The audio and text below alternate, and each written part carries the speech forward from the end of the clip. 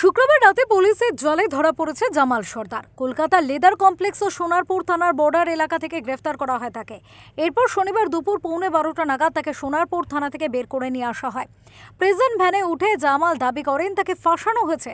সালিশি সভা, তোলাবাজি, খুনের চেষ্টা সহ তার বিরুদ্ধে ওঠা সব অভিযোগই মিথ্যা। তার আরও দাবি, সোনারপুরের বিজেপি নেতা সমীর নস্কর তাকে ফাঁসিয়েছে। যারা এটা করেছে তারা তাদের বিরুদ্ধে হাইকোর্টে মামলা করেছি। যারা বাইট দিয়েছিল তাদের বিরুদ্ধে 62/24 হাইকোর্টে মামলা করেছি। সরকারি জায়গার উপর তারা সবাই বাড়ি করে বসে আছে। তার প্রতিশোধ নেওয়ার জন্য আমাকে ফাঁসানো হয়েছে। আপনি কি সালিশি সভা বসাতেন? এটা সম্পূর্ণ চক্রান্ত করে আমাকে ফাঁসানো হয়েছে, সম্পূর্ণ চক্রান্ত। এ বিষয়ে প্রশ্ন করা হলে বিজেপি নেতা সমীর বলেন, এলাকায় তোলাবাজি, শ্লীলতাহানি, জমি দখল, খুনের চেষ্টা সহ একাধিক অভিযোগ রয়েছে জামালের বিরুদ্ধে। তিনি সেই অভিযোগগুলি প্রকাশ্যে নিয়ে এসেছেন। ফাঁসিয়েছি ওর জন্য এই গ্রামে একটা মেয়ে আত্মহত্যা করে মারা গেছে 2002 সালে।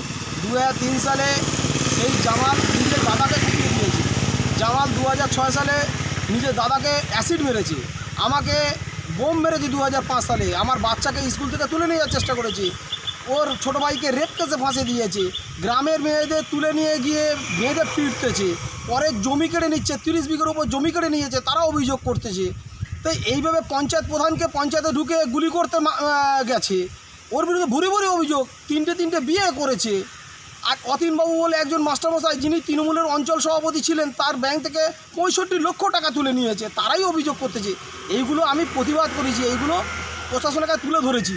তবে শুধু বিজেপি নেতা সমীর নস্করই নয়, জামালের কঠোর শাস্তি চেয়েছেন তৃণমূল নেতা শওকত মোল্লাও এবং জামালকে গ্রেফতার করার জন্য পুলিশের প্রশংসাও করেছেন তিনি। আমি বারুইপুর পুলিশ প্রশাসনকে ধন্যবাদ জানিয়েই বলবো যে এই ধরনের যাদের জন্য দল কলুষিত হয়, যদি কোনো বেআইনি কোনো কর্মকাণ্ড করে থাকে, সে এখানে বেশ কিছু অভিযোগ তার বিরুদ্ধে এসছে। সে জমির জোর করে জমি কেড়ে নেওয়া থেকে শুরু করে বেশ কিছু, যদি সত্যি এগুলো ঘটনা ঘটে, আমি বারুইপুর জেলা পুলিশকে অনুরোধ করবো এই দৃষ্টান্তমূলক শাস্তির ব্যবস্থা করা।